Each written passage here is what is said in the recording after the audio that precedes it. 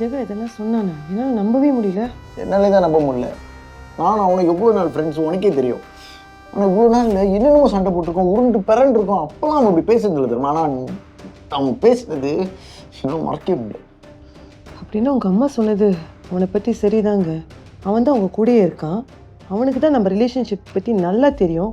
அப்படி இருந்தும் அவன் எப்படி இப்படி சொல்ல முடியும்? நீங்கள் என்னை காசுக்காகலாம் கல்யாணம் கட்டிக்கல, அவன் அப்படி சொல்லியிருக்கக்கூடாது. உண்மை தானே? நான் அந்த மாதிரி ஆளா நீ சொல்லு? நான் என்றைக்குமே காசு காசு காசுன்னு இருந்ததில்லை ரஜினி. இப்போ கூட நான் அப்படி இல்லை ரஜினி.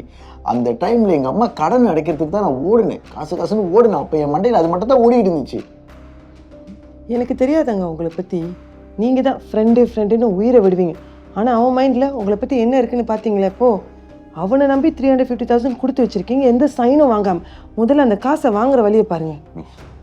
அந்த காசை அவன் கொடுத்துருவான்டா, நீ கவலைப்படாத சரியா? காசை அவன் கொடுத்துருவான். ஆனால் இப்போ அவனுக்கு என்ன தெரியுமா? அவன் எடுக்கணும்னு நினச்சேன், அந்த 2 படமும் அவனால் எடுக்க முடியல. ஒன்றும் அவன் கல்யாணம் பண்ணல. நான் நல்லா சந்தோஷமாக உன் கூட இருக்கல, அது அவனுக்கு பொறுக்கலை. அதுதான் இங்கே அவன் கேட்கணும்னு நினச்சேன். நம்ம வீடு வாங்க போகிற விஷயத்த அவன்கிட்ட சொன்னீங்களா? சொன்னேன்.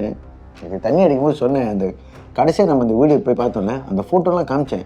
ஆனால் அப்போ அவன் முகத்தில் கொஞ்சம் கூட சந்தோஷம் இல்லை. நான் அப்பயே யோசிச்சுக்கணும். பாருங்கள், நம்ம கஷ்டப்படும் போது எல்லாரும் கூடவே இருப்பாங்க, நமக்கு சப்போர்ட் பண்ணுவாங்க. அதுவே நம்ம நல்லா வந்துட்டோன்னா அவங்களால பொறுக்க முடியாது. ஏன் சொல்லுங்கள், நம்ம க்ரோத் அவங்களால ஏற்றுக்க முடியாது. இப்போ நீங்கள் வித்யா பாருங்கள், நம்ம ஈவி கார் வாங்கினதுக்கு அப்புறம் தான் பிரச்சனையே பண்ணா. அதுக்கு முன்னே அவளுக்கு நம்ம கூட எந்த பிரச்சனையும் இல்லை தானே. நம்ம க்ரோத் தாங்க அவளுக்கு பிரச்சனையே. அதே தான் ஜெகாவும்.